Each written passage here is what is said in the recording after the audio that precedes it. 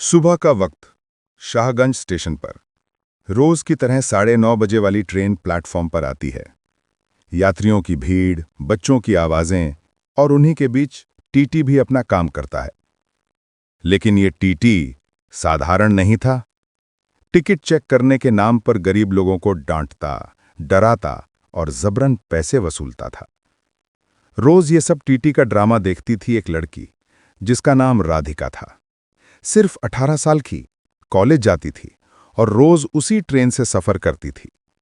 उसकी आंखों ने उस टीटी का लालच और जुल्म रोज देखकर बहुत बुरा लगता था।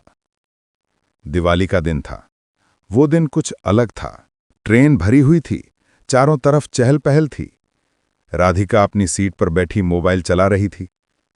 तभी वो ही टीटी अंदर आया। किसी से टिकट मांग रहा था, किसी से पैसे वसूल रहा था। तभी एक महिला पर नजर पड़ी। एक सुंदर महिला, साड़ी पहने करीब 30 साल की, ट्रेन में बैठी थी और राधिका भी उसी के सामने वाली सीट पर बैठी थी। टीटी ने मुस्कुराकर पूछा, टिकट दिखाइए मैडम। महिला बोली, टिकट नहीं ले पाई सर, इमरजेंसी में निकलना पड़ा। टीटी बोला, कोई बात नहीं, फाइन दे दीजिए वरना अगले स्टेशन पर उतरना पड़ेगा। फिर हंसते हुए टीटी बोला, ठीक है, अभी बैठो, मैं अभी आकर तुम्हारा टिकट बना देता हूं। राधिका ये सब देख रही थी। अपने मन में सोचने लगी, अरे ये तो रोज गरीबों को डांटता धमकाता है, उनसे पैसे छीनता है, लेकिन इस महिला के सामने मुस्कुरा क्यों रहा है? मगर टीटी के मन में तो कुछ और ही चल रहा था। थोड़ी देर बाद टीटी फिर आया। उसने महिला से कहा, तो क्या विचार हैं? फाइन दीजिए। महिला बोली, कितना देना पड़ेगा सर? टीटी बोला, 1500 रुपए। महिला बोली, मेरे पास इतने पैसे नहीं हैं। टीटी गुस्से से बोला, तो ट्रेन से उतर जाओ। महिला ने भी गुस्से में जवाब दिया, मैं नहीं उतरूंगी, तुम्हें जो करना है करो। टीटी वहां से चला गया। ट्रेन चल पड़ी। धीरे धीरे यात्री उतरते गए। अब डिब्बा सुनसान था। बस राधिका, वो महिला और कुछ ही लोग बचे थे। तभी टीटी फिर आया। महिला के बगल में बैठ गया। टीटी बोला, अगर पैसे नहीं हैं तो फाइन मैं खुद भर देता हूं।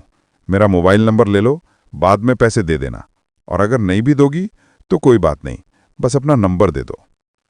महिला सख्ती से बोली, ये सब गलत है, मैं ऐसा नहीं कर सकती। लेकिन टीटी मीठी मीठी बातों में उसे फंसाने की कोशिश करता रहा। उसका हाथ पकड़ने की कोशिश करता, उसे छूने की कोशिश करता, और तभी महिला ने जोर से थप्पड़ जड़ दिया। दूर रहो बदतमीज। टीटी घबराकर चुपचाप वहां से निकल गया। राधिका सब देख रही थी। उसके दिल में एक ही बात गूंज रही थी कि इस आदमी का कुछ होना चाहिए भगवान। कुछ दिन बीते। राधिका का आना जाना बंद हो गया, लेकिन उस टीटी की घटिया हरकतें वो भूल नहीं पा रही थी। एक दिन आया जब टीटी के आतंक का अंत होना था। फिर वही शाहगंज स्टेशन, फिर वही 9:30 बजे वाली ट्रेन। इस बार ट्रेन में बैठी थी एक महिला, करीब 25 साल की, कलर की साड़ी साधारण रूप से सजी संवरी। टीटी अंदर आया, सबका टिकट चेक किया और फिर उसी महिला के पास पहुंचा। टीटी बोला, टिकट दिखाओ मैडम। महिला बोली, टिकट तो नहीं है। टीटी बोला, तो फाइन दो, नहीं तो ट्रेन से उतर जाओ। महिला बोली, मेरे पास पैसे नहीं हैं। टीटी मुस्कुराया। थोड़ी देर बाद फिर लौटा और उसके बगल में बैठ गया। फिर वही घटिया बातें, वही हरकतें। महिला ने उसकी आंखों में देखते हुए कहा, जानते हो मैं कौन हूं? टीटी हंसते हुए बोला, मेरे सामने सब बराबर हैं, टिकट दिखाओ, नहीं तो वही करो जो मैं कह रहा हूं। महिला ने धीरे धीरे अपना पर्स खोला और उसमें से पहचान पत्र निकाला। टीटी ने कार्ड देखा और उसके होश उड़ गए।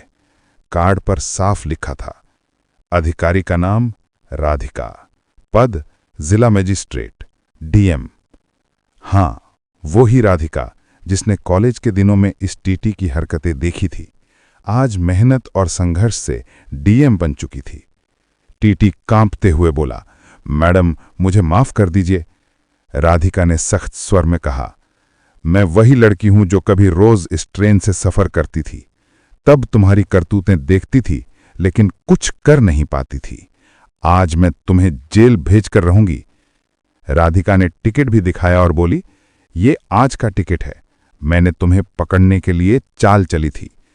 इतना कहते ही सादे कपड़ों में बैठे पुलिस वाले उठ खड़े हुए और टीटी को पकड़ लिया। टीटी गिड़गिड़ाने लगा, माफ कर दीजिए मैडम, आखिरी बार है, गलती नहीं दोहराऊंगा। राधिका ने ठंडे स्वर में कहा, यह गलती नहीं, गुनाह है, और गुनाह की सजा जेल होती है। उसी वक्त टीटी को जेल भेज दिया गया। आगे कोर्ट ने उसे आजीवन कारावास की सजा सुनाई। जिसने सालों तक गरीबों का खून चूसा और औरतों की इज्जत से खेला, उसका अंत हुआ एक लड़की की हिम्मत से। वो लड़की जो कभी कॉलेज की छात्रा थी, आज डीएम बनकर न्याय की मिसाल है। धन्यवाद दोस्तों, ये कहानी काल्पनिक है और केवल सीख देने के लिए बनाई गई है। अगर कहानी पसंद आई हो तो कमेंट जरूर करें।